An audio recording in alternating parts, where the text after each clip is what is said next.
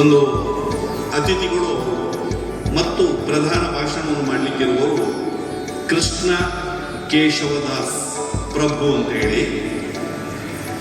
ಇವರು ಇಸ್ಕಾನ್ನ ಒಂದು ಪ್ರಚಾರವನ್ನು ಮಾಡುವಂಥ ಒಬ್ಬರು ಅದರ ಪರಿಚಾರಕರು ಅಂತ ಹೇಳಬಹುದು. ಶರಣಾಗತ ಆದ ಜೀವಿಯನ್ನ ನಾನು ಯಾವಾಗಲೂ ತಿರಸ್ಕಾರ ಮಾಡಲ್ಲ, ನನ್ನ ಪದವಿಯನ್ನು ಬಿಟ್ಟು ಅಯೋಧ್ಯ ರಾಜ್ಯವನ್ನು ಮಾಡ್ತೀನಿ ಅಂತ ರಾಮಚಂದ್ರ ಆಂಜನೇಯನಿಗೆ ಆನ್ಸರ್ ಕೊಡ್ತಾನೆ. ಅದೇ ತರ ಕೃಷ್ಣನು ದುರ್ಯೋಧನ ಹತ್ರ ಹೋಗಿದ್ದ ತನಿಗೋಸ್ಕರ, ಭೂಮಿ ಕೇಳೋಕ್ಕೋಸ್ಕರ ಅಲ್ಲ, ಪಂಚಪಾಂಡವರು ತನ್ನ ಭಕ್ತರಿಗೋಸ್ಕರ ಸ್ವಲ್ಪ 5 ಊರನ್ನು ಅಂತ ಕೇಳಕ್ ಹೋಗಿದ್ರು. ಆದರೆ ಅಸುರಿ ಪ್ರವೃತ್ತಿ ಇದ್ದ ದುರ್ಯೋಧನ ಏನ್ ಮಾಡಿದ?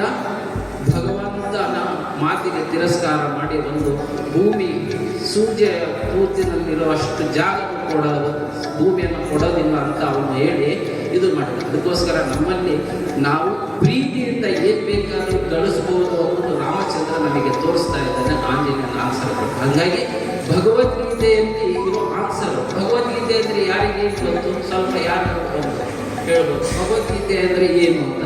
ಈ ದೇಹವನ್ನು ಈ ದೇಹದಿಂದ ಹೊರಗೆ ಹೋದರೆ, ಜೀವ ಆತ್ಮ ಹೊರಗೆ ಹೋದರೆ ಹೆಣವಾಗುತ್ತೇವೆ, ಹೆಣವಾಗುತ್ತೆ. ಶಾಸ್ತ್ರ ಹೇಳುತ್ತೆ ದೇಹದಿಂದ ಹೆಣವಾದರೆ, ಜೀವಾತ್ಮ ಹೋದರೆ ಆ ಹೆಣವನ್ನು ಸ್ಪರ್ಶ ಮಾಡಿದರೆ, ನೋಡಿದರೆ ಯಾವ ಥರ ಬಟ್ಟೆ ಹಾಕಿರ್ತೇವೆ ಅದೇ ಥರ ಸ್ನಾನ ನೀರಲ್ಲಿ ಮುಳುಗಿ ಹೇಳಬೇಕು ಅಂತ ಹೇಳ್ತಾರೆ, ಶಾಸ್ತ್ರ ಹೇಳುತ್ತೆ. ಅದಕ್ಕೋಸ್ಕರ ಜೀವಾತ್ಮದ ಬಗ್ಗೆ ಪ್ರಜ್ಞೆ ಇಲ್ಲ.